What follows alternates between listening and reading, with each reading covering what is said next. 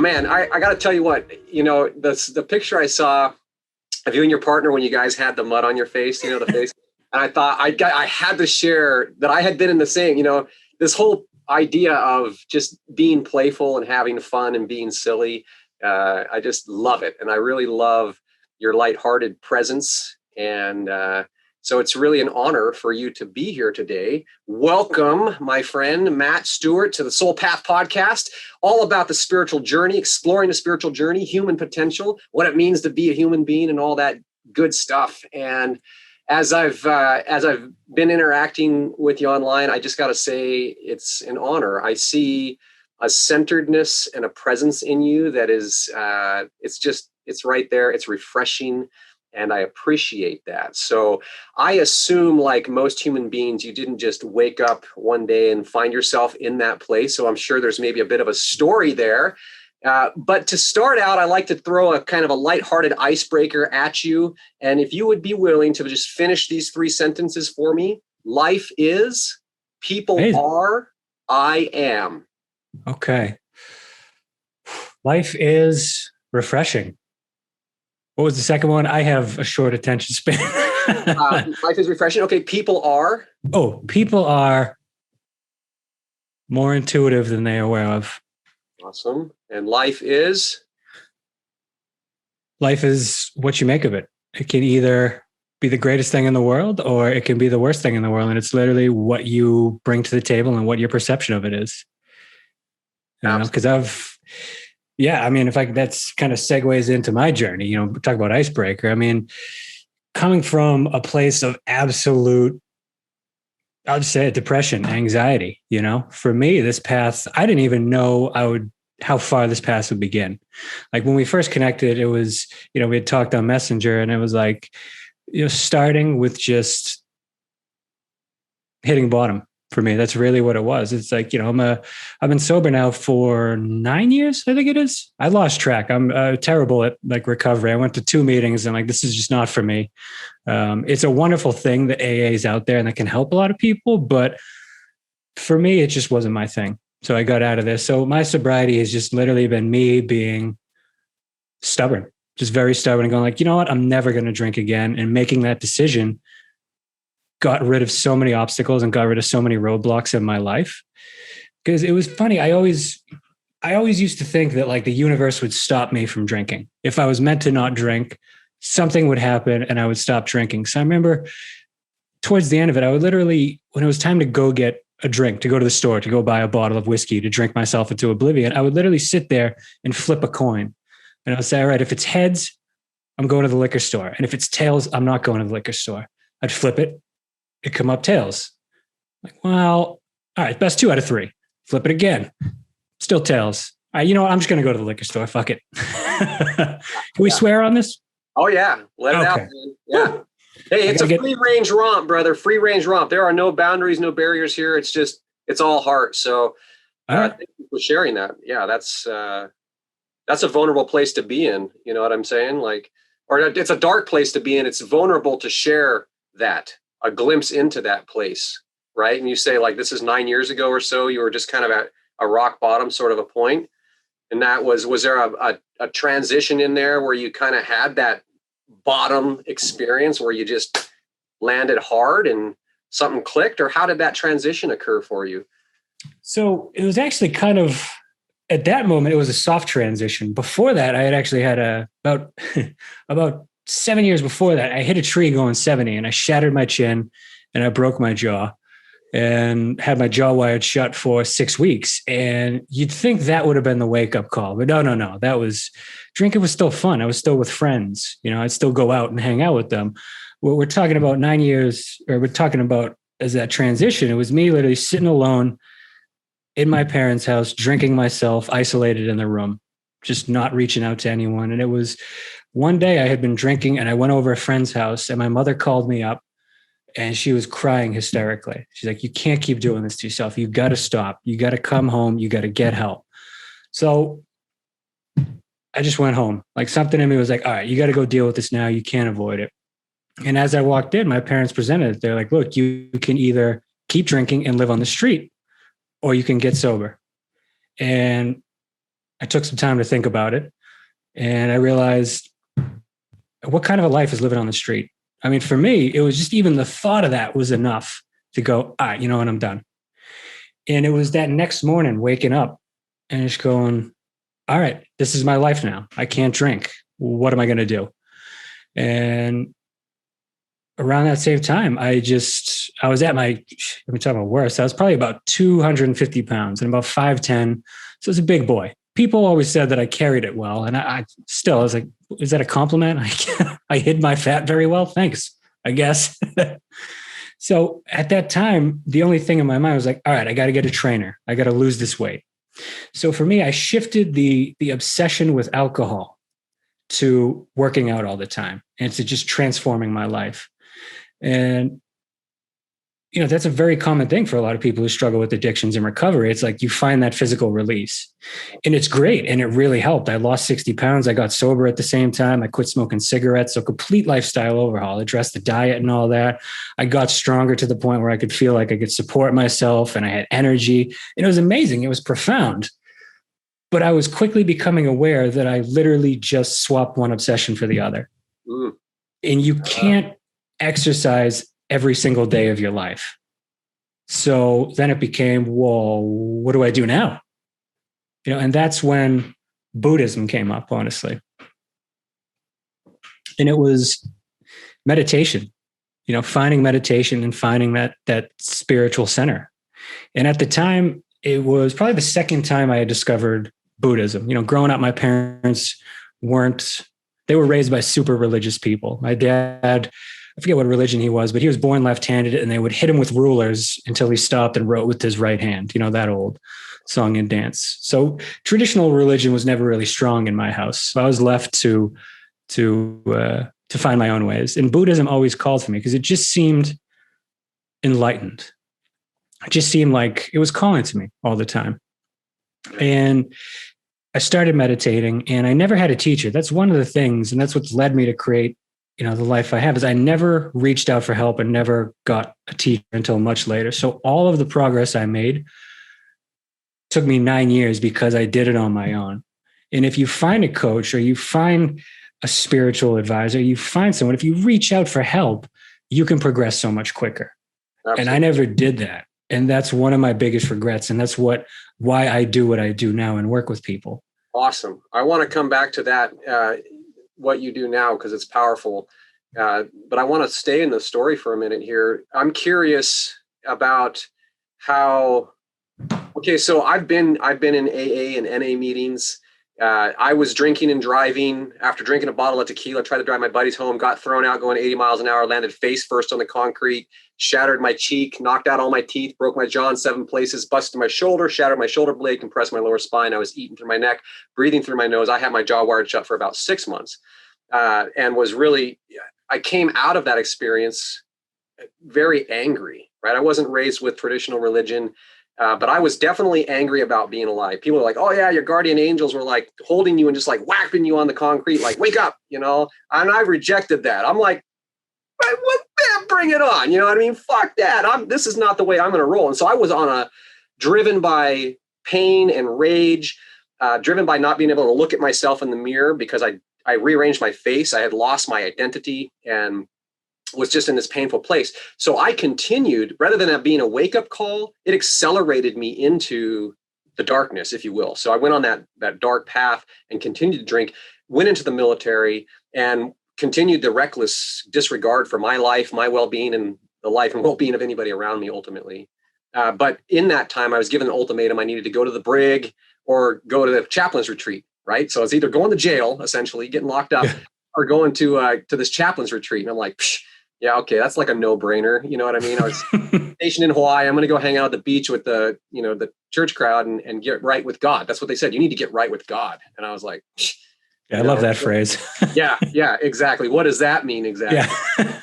And so I think it's really profound how, that transition had happened for you. You hit bottom. And then there was that, I think your words were coming back to a spiritual center or realizing, becoming aware of that. And for you, that the doorway, the invitation was Buddhism. And that's powerful. So not having any teachers, I'm really curious about this.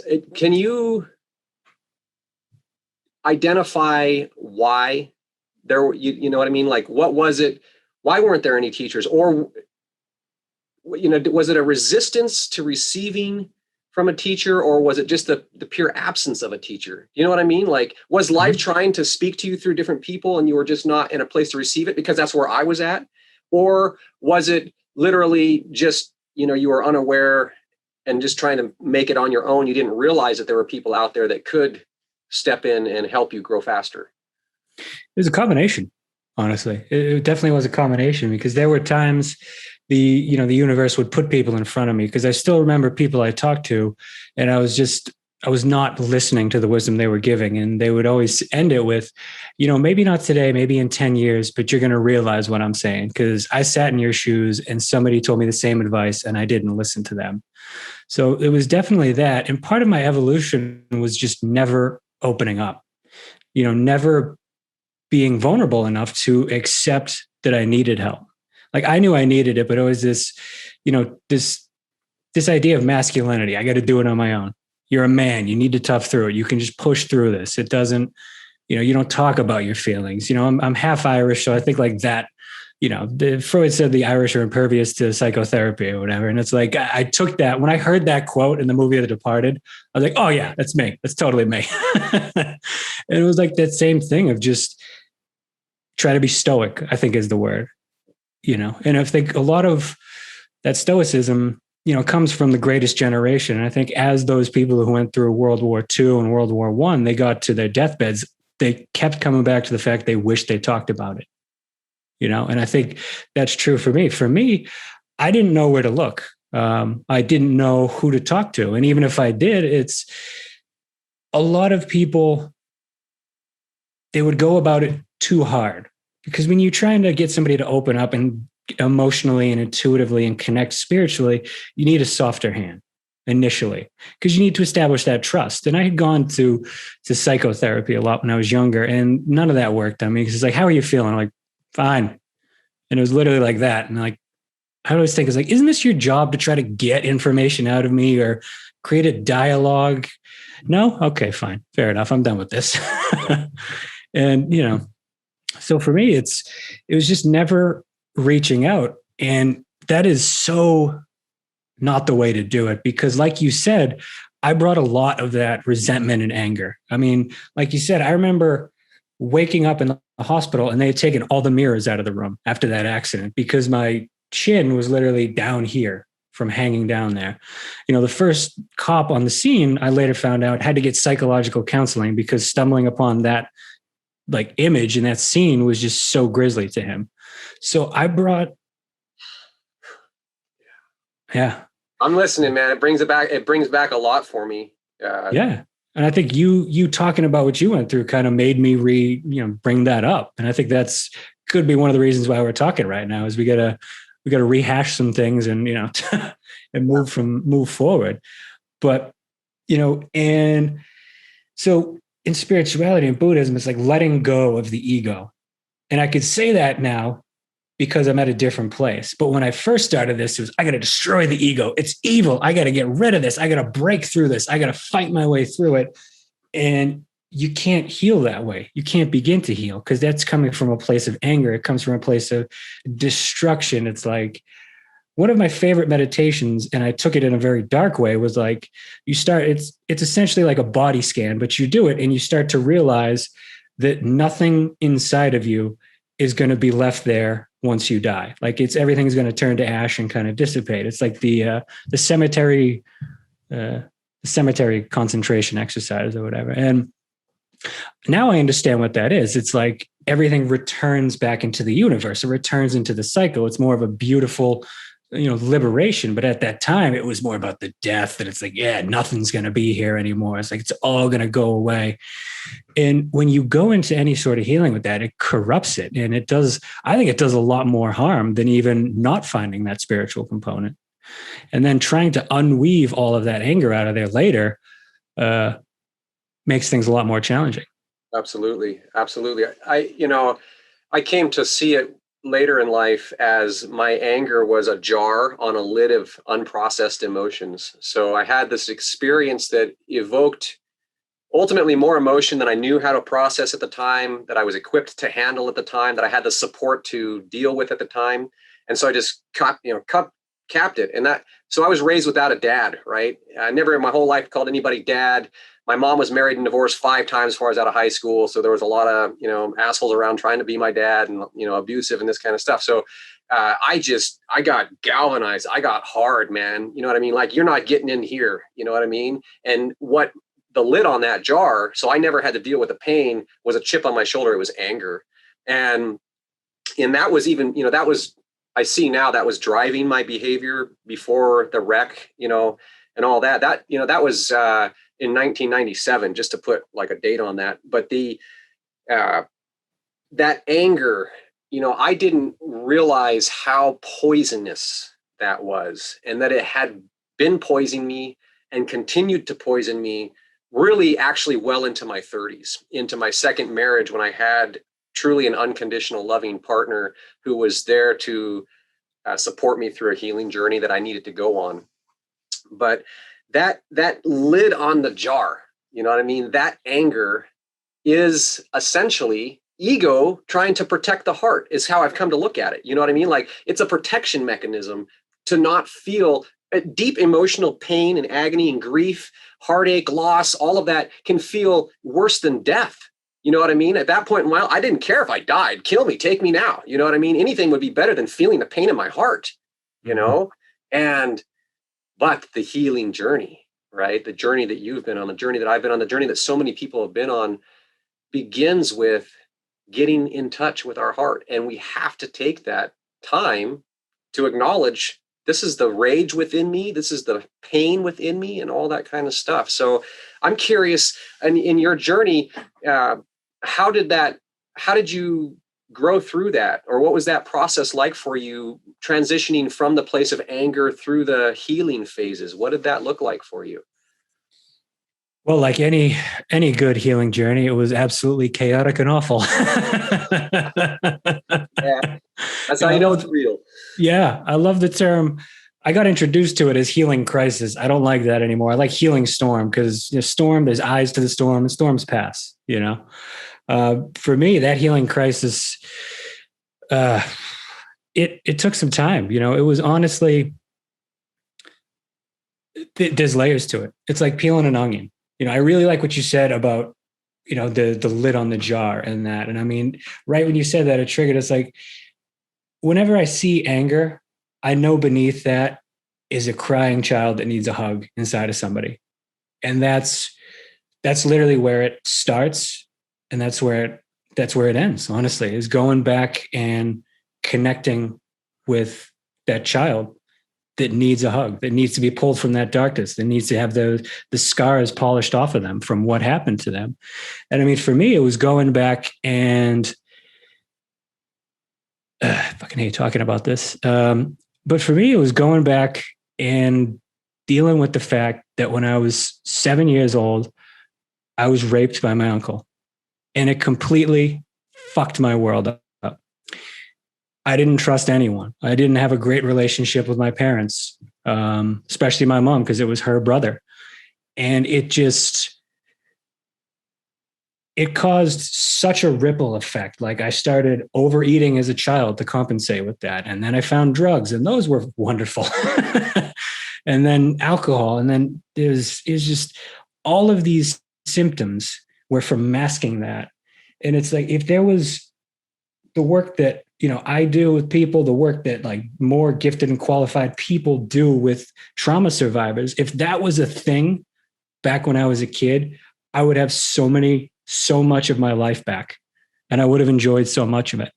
And I mean, thank God I'm only, 37. So I got ahead of this early, because I know there's some people who don't confront this till later in life. And so that healing journey is like jumping back in time and hanging out with some demons and then dancing with them. Dancing with demons, man. That's a beautiful, it's a poetic way of portraying the pain ultimately. Yeah, that's, being abused and being in such a, especially from a family member and all of that, that's the deepest, I think the deepest sort of pain. And the fact that you didn't self-destruct, you attempted to self-destruct or self-soothe ultimately. And then to be where you're at, like you said, to have come out of it at this stage in life, I cannot even imagine the pain that you've felt, that you've healed, that you've gone through in that regard. Not even, but I would imagine, I guess, does it feel now at this point that you've gone through it, like that has prepared you to serve in a way or with a level of compassion or coming from a place that many people can't relate to? Does that make sense? Like you can see now, can you see now, or does it feel now like that was part of the process of being who you are today, and that it can be in that sense kind of transmuted into a good thing? Yeah, absolutely. I mean, it goes back to perception. I think, like you said, it could have, when an event like that happens, it can either destroy a person or it can mold them into something more than what that is. And I think when a person experiences any kind of childhood trauma, whether it's that or, rape or, abuse, physical abuse or mental abuse, you transmute it into a positive. I love that word, transmutation, but that's how you heal yourself. And then with that, you gain a depth of human suffering and compassion that I don't think anyone, unless they've walked that path, really has access to. Mm-hmm. Because you're then able to empathize, and you gain a trust when you connect with people because you've experienced that. And I think that because of that, like I had anxiety and depression, and now I talk with clients and they experience that, and I can relate because I can go back into myself and describe the feelings of what it's like to have a panic attack. And the second I'm able to verbalize that to a lot of my clients, they're like, this guy gets it. And the walls start to drop. And then it's not about anything other than two people just trying to help each other, Yeah. And I think that's what it is. And that's completely shaped me into who I am at this point. And there's still occasionally there's pieces that pop up that need to be polished and addressed. But I think that's life. I mean, you can't just get over something like that. Oh, no, it's, it took me a long time to realize that I had some things that I was dealing with as far as PTSD kind of stuff I hadn't gotten over. And it wasn't sexual abuse, it was physical abuse. But in my anger mode in the early life, I got to a point in my young adulthood, maybe 12 or 13, I had gotten into a fist fight with another kid. And I had him down and was just pummeling him. And I realized in that moment, I stopped myself. I realized, I could kill this kid with my bare hands. And when that happened, it was an elating feeling. It was a scary feeling. Like I was shaky, like, oh, wow, but in that moment, I swore to myself, nobody will ever hurt another person in my presence ever again. Nobody's going to hit me. Nobody's going to hit my brother. Nobody's going to hit my mom. And from that day forward, I was, vigilante justice, right? You know what I mean? Mm-hmm. Like I'll go beat up the bullies, but more than that, one day I had done something wrong and I was being heavily reprimanded with a horse whip and the hands coming at me. And I grabbed the hand and I said no. And I came at and fought and beat a full grown man down to the ground and walked out and said never again. And I went and moved in with some friends anyway. But that kind of stuff leaves a deep scar. You know what I mean? And like you said, that keeps coming up. I thought that I'd processed through that. You know what I mean? Like, oh yeah, I've been there in my head. I've made sense of it. I've changed the story. I've emoted. I've let myself feel those feelings. And yet there were subconscious patterns that persisted in my life. And as I was elevating my awareness and becoming increasingly aware of what's going on, not just in the world around me, but what's going on in my internal world, I realized, there's something subconscious here. There's a subconscious inertia that I wasn't aware of. And as I began to explore that, areas of numbness, areas of resistance, things that were kept manifesting, what's going on, how am I feeling and why, and all of that. I went another layer deep, a layer still deeper than I ever thought I could go. And man, the weeping, just the body convulsions, I had not experienced that before. I had never fully let myself let go and let it all out and cry out to God, good old divinity, the universe, the essence of life itself, the sum and source of everything that is, you know what I mean? To cry out to the divine, you know. There we go. Wow. I'm sorry. It's a really windy day. I think I'm having wind weather issues. At any rate, just that deep level of healing is so necessary. And I think it's a lifetime journey. And PTSD, my brother went to combat. So I was in the army. I destroyed my body, went through a decade of chronic pain. I think I was telling you about my yoga journey, and that's what brought me to yoga. But my brother went in after me, and he did 2 tours in Afghanistan and came back and had PTSD, like had a hard time processing, right? And so that's what I think, I want to help my brother out. And so I started studying PTSD. I got certified in a few different ways of, therapy for PTSD, mindful yoga therapy, and this and that. But ultimately, what I realized in all that, what I discovered was that I was the one that needed these tools for my own journey of healing. And all of it ultimately connected one day where I kind of was like sitting, staring at the fire and thinking about this. I had been presented with this idea of surrender to God. And this was in the Yoga Sutras, right? The opening of the second Yoga Sutras, right? So self-study, self-discipline, passion and surrender to God. These are the heart of a yogi. And I'm like, yeah, self-discipline. I got it. Self-reflection, passion. Oh yeah, zeal. But surrender to God, what the hell does that mean? You know what I mean? Yeah. And when I was chewing on that, it took some time.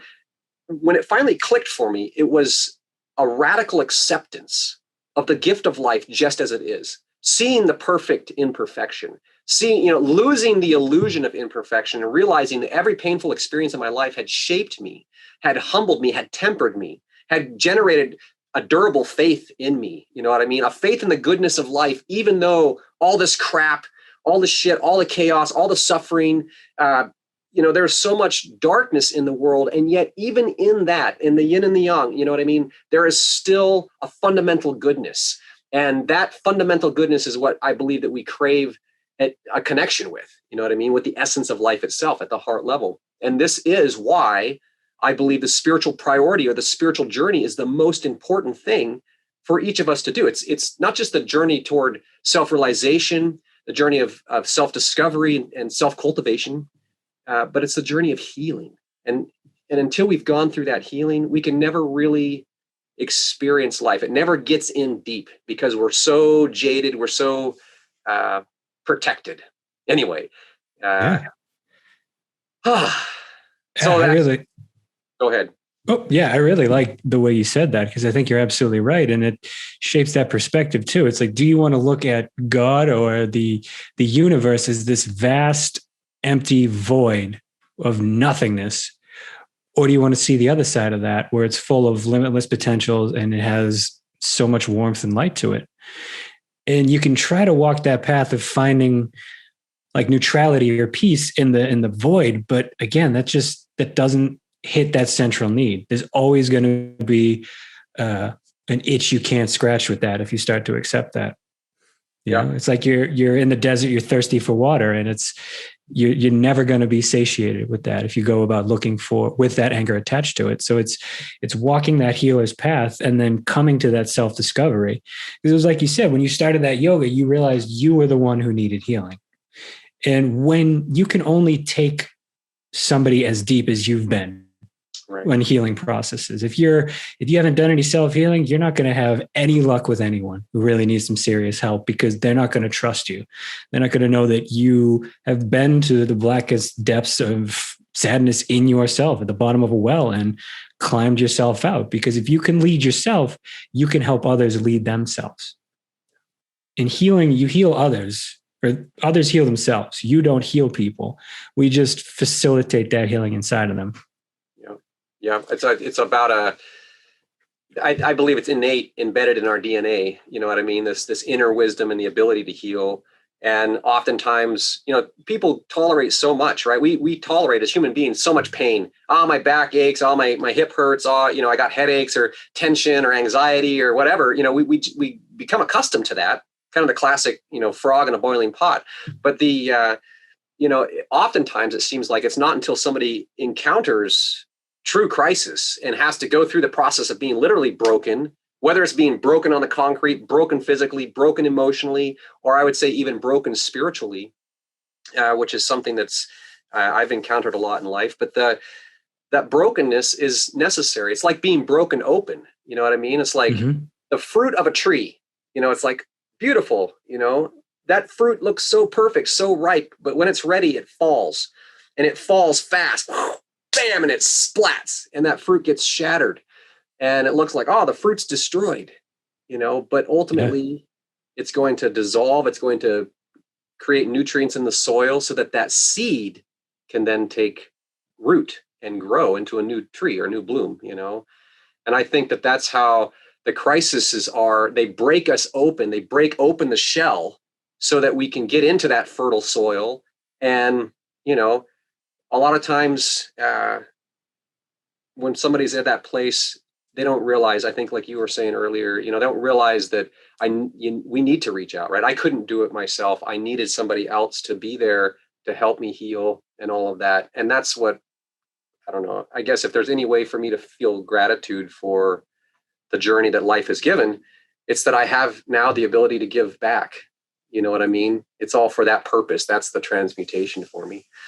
But I want to shift a little bit here into the Buddhism for a little bit. The spiritual journey, I talk about the sages through the ages and all these different traditional paths. And I like to call the virtuous path of honesty, humility, and honor, right? To be honest with myself and with one another, to be humble enough, shed the assumption of superior knowledge, lose the illusion of imperfection, and then to honor each person's path.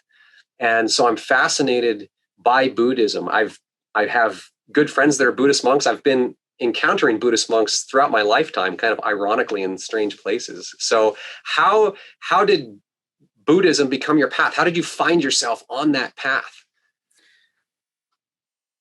Buddhism came into my life 3 times. And I usually notice the number 3 right around the third one. I'm like, oh, this has got to be something. Yeah. The first time I discovered it, I'll be completely honest. The first time I discovered and became aware of Buddhism, back when I was a teenager and I smoked a lot of weed, people would call weed Buddha. And then I heard of Buddhism. I'm like, what is this? What is this thing about? Is this? And then I found out it had pretty much zero to do with marijuana. And I was like, all right, we'll put that on the back burner. It's not as interesting as it sounded, right? but then around that same time too, and this is still part of the first time I was introduced, I OD'd, and I remember waking up in the hospital bed. And apparently that night I was literally sitting up in the lotus position, rambling on about how I am Buddha and I am Jesus Christ. And, looking back, I'm like, that was probably a lot of drugs too, but it's interesting. It was like something inside of me in that altered state was dying to come out. It was that spiritual connection. And a lot of the thoughts that I have now and a lot of the concepts I'm embracing now, when I used to smoke weed as a kid, I had the same imagination, or I had the same thoughts about reality and, cycles of rebirth and death and spirituality and the nature of the universe when I would be high. So it's very interesting now that completely sober, I'm now going back to a lot of these, what I thought were just weird concepts that I believe my mind was just in a different state where these things were allowed to download into me back then. Fascinating. Absolutely. Yeah. Okay. So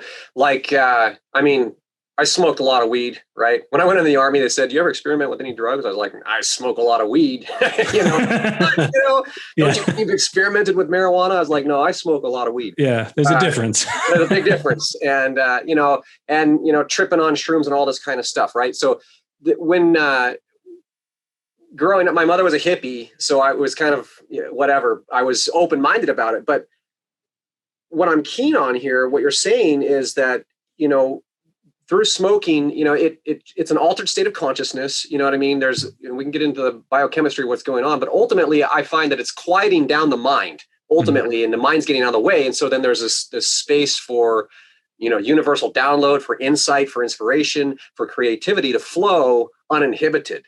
And do you find that you achieve a similar state now through meditation or other means? Yeah, I absolutely do. And through breath work and combining that with meditation, absolutely. I mean, let's see, I think it was a month ago. It was very weird. I was doing this new meditation and I got into a space, and all of a sudden I've never been that relaxed. I've only been that relaxed one time in my life. And then I talk, no stress in the body, just completely present and in the moment. And the only other time that I've ever felt like that is the one time I tried heroin. I snorted it and I had 20 minutes of pure relaxation, followed by 6 hours of vomiting everything in my stomach up. So fast forward now to when I discovered that, I'm like, oh, I can get that without vomiting everything I've ever eaten in my life. Okay, cool. Yeah. So it's just these insights you have in altered states that when you start to walk on the spiritual path and you start to really get into it, they come back up. Mm-hmm. And now it's even more profound because now I'm accessing that with none of that in my body. And now it's like, okay, this is actually a real thing. The drugs they're gateways into it. And I think they can show you a lot, but it's when you start to rely on them as a crutch and you don't try to develop that awareness or that relaxation or that insight outside of those altered states, that's when it becomes dangerous. And that's when doing drugs is a bad thing. Right. Plant medicine is a big thing. I hear about that all the time, doing ayahuasca. And, doing that once in a while seems to have profound shifts in people's consciousness. Right. Yeah. Or even microdosing psilocybin or microdosing LSD. I mean, it's all the rave, right? I mean, the guys are doing this all the time in Silicon Valley and all that kind of stuff because they're trying to push the creative envelope, I think would be their kind of the justification for it. Nootropics, all these, what can we do to, basically hack our brains? Well, the biggest thing, yes, nutrition, what we put in and all that kind of stuff is having an impact on our system. But by far, in my opinion, in my personal experience, by far the most profound and powerful impact is through the breath and breath work, deep breath work, yes, pranayama, yes, Tai Chi, Qigong, all this kind of stuff. Yes, holotropic breathing. Yes, cyclical breathing, all this stuff. What's so amazing is that it's so accessible. It can be gentle. The breath the breath can give a person kind of the gentle holding hand and lead you into that inner world and turn on the light switch and realize what's going on, waking up on the inside. That's the path most people prefer. Ironically, in dealing with people with PTSD, and I've had the deep honor to work and help several people through the healing process, sometimes we're so caught up or in self-protection mode, especially when dealing with PTSD or deep trauma, we're not receptive, right? And so, and this is where the breath is like, it's like a battle axe. You can come in and just go hacking through, clear the thicket of thought and use super powerful breath work that I tell people, I can make it feel like you stuck your finger in a light socket, light you up like a Christmas tree. You want to blast the prana and the chi. You want to clear out the nadis and the meridians. You want to get yourself aligned and in tune. You want to experience Kundalini awakening. You want to feel your chakras spinning. You know what I mean? Yes, we can do this. You know what I mean? And what happens, or what I've experienced in that, and first I experienced it myself and then have since led others to this experience, is it just blasts it out. It's like, it's cathartic. You know what I mean? It really is something that is so, so powerful. So, back to smoking a lot of weed or tripping on shrooms or LSD or heroin or all this stuff, snort a big fat line of crank and you can get all of that just from the breath. It's not just gentle mindfulness, feel the breath in and out of the nostrils. That's one level. And it's certainly a very soothing and practical application. But there's also this other stuff that's available. And it's something that I get excited about because, it's an inner resource. It can never be taken away. And when we wake up to that. That's the power within, to me, is the power of the breath. And we begin to use that tool. Oh man, that's when the deep work starts, that's when the deep work starts. So we were talking about durable faith on that post, and you'd said about durable faith is like breaking in a nice pair of Wranglers. I love it, right? Because I got to ask, did you grow up riding horses or with horses at all? I didn't. I know horses are the most gentle beings on the planet, but they have this long face that it frightens me to my core. I don't know what it is. Talk about irrational fears. I've been horseback riding once. But there was just something about that pose. I'm like, it's just like breaking in a nice pair of jeans. And for whatever reason, when I saw you on that, I was like, I bet you Luke knows a lot about Wrangler jeans.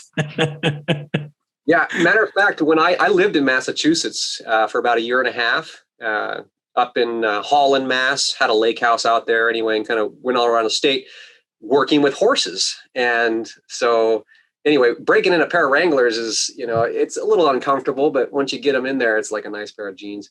Durable faith, though, I want to ask you if you've got, stories or a story that would help provide that context. I feel like you have such an acute understanding. You understand thoroughly and to the core of who you are, durable faith.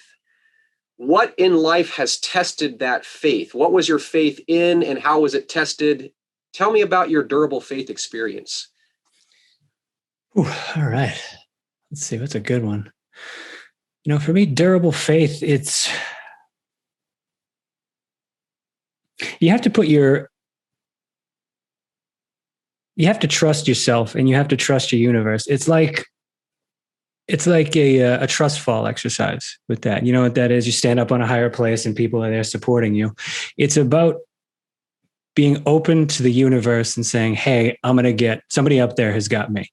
So for me, durable faith comes out. I like to challenge myself a lot and I like to confront a lot of my fears and terrified of heights. So for me, the logical way to get over that was to jump out of a plane. It was to take myself so far up to the heights and go, okay, you're going to do this. It might be super uncomfortable, but you need to do this to get over this. And I remember that experience, everything leading up to it. I remember being in the plane, you go tandem. So I was probably having just a hard time breathing because I was so anxious, right? And I was very anxious going up in the plane ride. And then the guy comes in behind me and we're tandem. So he cinches the strap and it's literally right below your ribs. So it's cutting off half of my diaphragm. So now I can barely get in any oxygen. And in that moment, I was like, you know what? I'm along for the ride right now. Something up there has got me and this is all going to work out. And the guy taps me on the shoulder. He says, are you ready? Because at that point I could have tapped out and said, no, I'm not ready. And I'm like, sure, let's do it. So then he literally, because you're strapped in, he just like picks me up and then we walk over to the edge of that plane. And like, it's a door open and you're literally looking down. I'm like, oh, that's Earth. And that's really far down there. And then in my mind, I'm like, okay, this guy's got a parachute, maybe 2 parachutes. If it doesn't open, I guess that's it. I guess it'll be a great ride. And then you sit on there and it's completely out of control. Like he's now in control of you. You've told him, you've told this man, you've told this guy is an extension of the universe and your support system that I've now placed my trust in. And I'm just sitting there and all of a sudden I start to feel my body going sideways and then I fall out of that door. And in that moment, I was terrified for a split second because you're now falling. You're defying gravity. You have nothing. You're just going down there. But one of the things they tell you is if you can't breathe, scream. So I scream and suddenly I'm breathing again. And not only that, I'm enjoying this. I put my trust that the universe is going to take care of me and I'm now free falling 10,000 feet down to the earth. And a funny thing happens. It doesn't bother you. You know, when you're in a roller coaster ride and your stomach shoots up into your throat, that doesn't happen.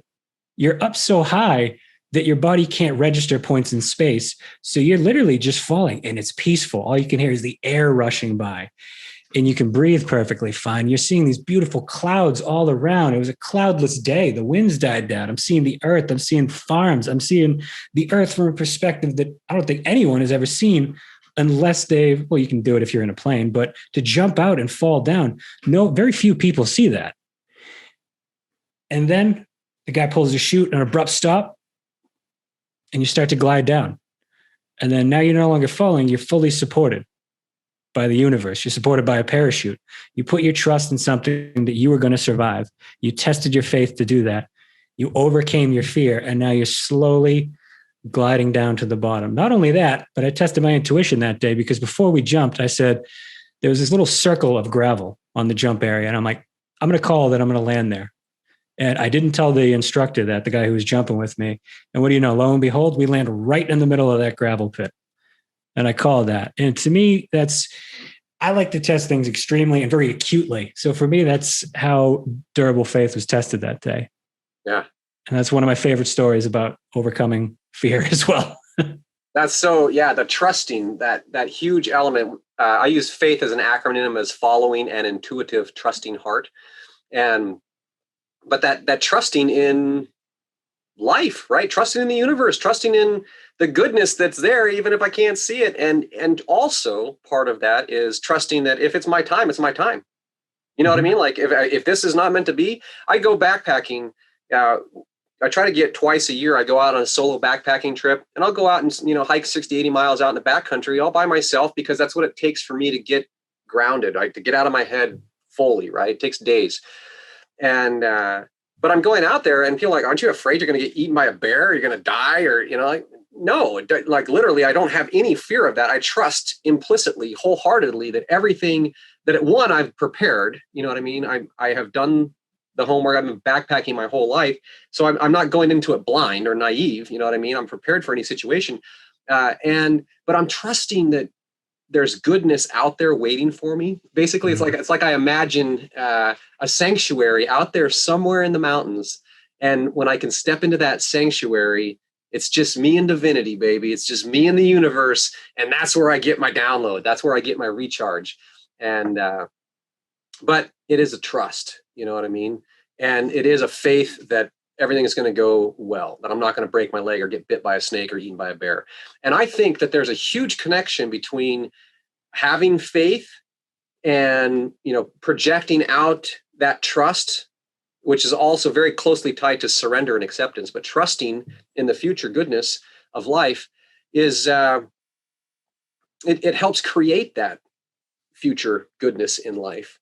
Whereas if we lack faith, if we're in fear or don't trust, you know what I mean? We're hesitant, we're projecting the possibility that things might go wrong and all that kind of stuff. That has a silly way, I don't know how, cosmic law of attraction kind of stuff, but it tends to manifest out then, that experience. And as I say those words, I'm thinking, like, why does that happen? I think the reason that maybe that happens is, well, let me ask you this.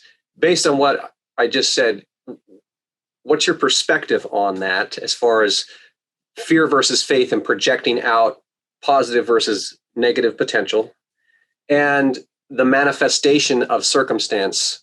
Call it law of attraction or law of reflection or what have you. What's your take on that? I believe it wholeheartedly. Honestly, the first thing, when you said that, the first thing that comes to mind, my first lesson with that, I was on this Outward Bound program, and it was in Boston Harbor. I was about 13. You go out into the wilderness for 2 weeks as a boy. There was about like 20 of us, and there was 2 grown instructors who were like survival experts, and they take you out in there. And we were deep in the woods, and we were crossing a stream or a little river, because I think it was bigger than that. And what we had to do to get the bags across is we all kind of stood at points, and then we would toss the bags to each other to get all the bags across, kind of form like a cargo line. And the last thing they said after giving us these instructions, and we were all set up, is don't drop the bags, because then everybody will be mad at you. And in my mind, riddled with anxiety, I go, I'm going to drop this fucking bag. I'm going to drop this bag. Don't drop the bag. Don't drop the bag. Don't drop the bag. They toss the bag to everyone. Nobody drops it. It's my turn. Drop it right in the water. And in that moment, I was aware of something. It's like, if you put that thought out there that this is now a possibility, it's always going to be a possibility, whether you acknowledge it or not, but it's now almost calling that possibility in. You're putting out this attractive energy, or you're pulling that energy towards you, where something will go wrong because you've now said it will go wrong, And I think for me, that was picked up familial and ancestral. A lot of that just from always assuming that bad things are going to happen and then watching these bad things manifest. And simply by not acknowledging that and making a shift that there is goodness out there and good things do happen, and starting with, at the end of every day, gratitude journal. How did the universe support me? How did I feel supported today? Starting to do that is one of the greatest things ever, because then all of a sudden you're like, oh, wow, I'm actually, a lot of good came into my life today. I only focused on the one negative thing. I only focused on the one dent I got on my car, but I got 16 other awesome things that happened to me. And I think, to touch on your story too, like for me, I'm more afraid of human beings than I am the natural order, because I think human beings have lost connection to the natural order. So going out into nature, yeah, there's a lot of things that could harm you. There's bugs, there's animals, there's natural occurring things, like a tree could fall down. But it's usually cause and effect in that realm. Like if you upset a bear, like the bear's going to give you a chance to run, right, but it's only reacting to what you did. So it's almost like you have to accept that you did something, unconsciously or not, that affected the bear. And now the bear puts that energy back on you. Whereas humans, you can just walk down the street. I mean, there's thousands of videos on the internet of kids just walking up and knocking people out for no reason. And it's like, there's no cause and effect in that. You just felt like knocking somebody out. There's no rhyme or reason to that. So it's almost like humans have lost that rhythm, and that rhythm, without that rhythm, it's now chaos. Like that attraction law of attraction, love, whatever you want to call it, that doesn't exist. But now in this natural world that you have to hike out to find, like you got to go 6 days backcountry. I didn't realize that till I hiked into the Grand Canyon and connected that way. But it's like, you got to go 6 miles away from people before you can kind of reset and go like, oh, wait, this is what it's all about. You get that peace. You experience nature as your temple, for lack of a better word. I mean, that's what it is. I mean, even just being indoors when it's raining for 3 days straight, I start to go crazy because like I need to go outside and realize that the sky is just, I don't even know, thousands of miles above me. And then there's more to it than that. Because if I look up, it's just 9-10 feet up to a ceiling. And that kind of seems claustrophobic to me. Yeah, I think that's beautiful about being out of rhythm or out of sync, humanity. And it's, I think that's a great observation. It's like being in nature. There's the natural rhythm of each day, the sunrise, there's the natural seasons of the cycle of the seasons and all that. But all this is having a profound impact on our physiology, you know what I mean? On how we feel and all that kind of stuff. But to the extent that people are indoors and disconnected from nature, I think this is the way I see it. To the extent that a person is disconnected from their own self-sustaining, self-reliability, in other words, the more domesticated a human being becomes, the further they drift away from reality. And the further detached they are, removed from reality, natural reality, the reality that exists without human perception, right? Without interpretation, that reality, the further away from that they get, an individual gets, a human being gets, the more trapped we become in the mind and lost in the illusion, because we no longer have that tether to reality, to what's actually real, the natural cycles. And without being tuned into those natural cycles, we get caught up in the frequencies of our head, and that is just chaos. You know what I mean? And that's huge. That's huge. I like what you said about the temple, that spiritual place. And I just want to come back to Buddhism for just a second, because I'm fascinated by it. I'm not a Buddhist. I've studied Buddhism. I got my college degrees in philosophy. I studied, Buddhism during that time, and I've had, lots of Buddhism books on my shelf because it's profound. It's a profound path, right? Mm-hmm. In your experience on that journey, have you spent any time in an actual Buddhist temple? No, not long term. I've visited some of them, but I haven't done any retreats. Okay. Yeah. I would love to. I think for me, it's, right now it's COVID, but for me, it's the other thing of the Buddhism that I studied was Theravadan Buddhism. And I picked that one looking back because it's it's the hardest one to actually get a hold of and to find connection with. And if you find connection with temples here, they usually don't speak English because it's a smaller sect. Mahayana Buddhism is like, it's got Zen Buddhism. It has that larger reach of more well-known. That was, founded with Sanskrit, and that's the language with that. But Theravadan was Pali, the language of Pali. And it's really only practiced in, I think, Sri Lanka and Thailand. So it's very like niche. And I picked that because I wanted to pick the most difficult and challenging thing. I think because I wanted to put up, I wanted to put up as many obstacles as I had to overcome to connect with that when I first started this, because I wanted it was the ego that drove me to that, as I'm saying. And I'm like, I'm going to pick the most obscure, like hardcore Buddhist religion where there's like zero connections and I have to do this all on my own and I'm going to do everything myself. And then what I found is I wanted community. And it's like, well, you got to travel all the way to the other side of the planet and you don't speak the languages there. So how are we going to do this? Yeah. I was curious about the temple experience because, I've only visited it. I've never done a retreat at a Buddhist temple. Done a couple of retreats at some other sanctuary kind of places, but there's something so peaceful and profound about those spaces where people have been praying and chanting for, years and years. And in a book called The Intention Experiment, it's a meta study in calling all these stories, but basically they've gone in and studied the molecular structure, taken samples and put glasses of water in there, all this stuff. Bottom line is, not to dork out on all the science of it, but I love it. Of those places is actually embedded in, the peaceful harmony, the vibrational frequency of that vibe of open hearts, of chanting, of worship, of surrender.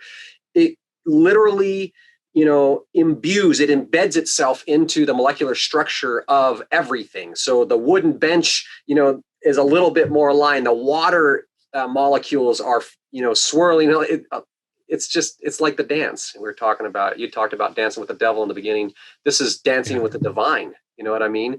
And when we come into that temple space, that sacred space, whether that's a room in our house, some people set up an altar or a prayer room, meditation room in their house, whether it's outside, whether it's a yoga studio, whether it's a temple, entering into that space really it's so refreshing and rejuvenating. I think that we feel it at the level that's deeper. It's beneath the threshold of thought. Like we can experience that sanctuary. And so when you're in your practice, in your personal practice, do you have a set place of meditation, or are you more in motion, outdoors kind of meditation? What's your favorite way to meditate?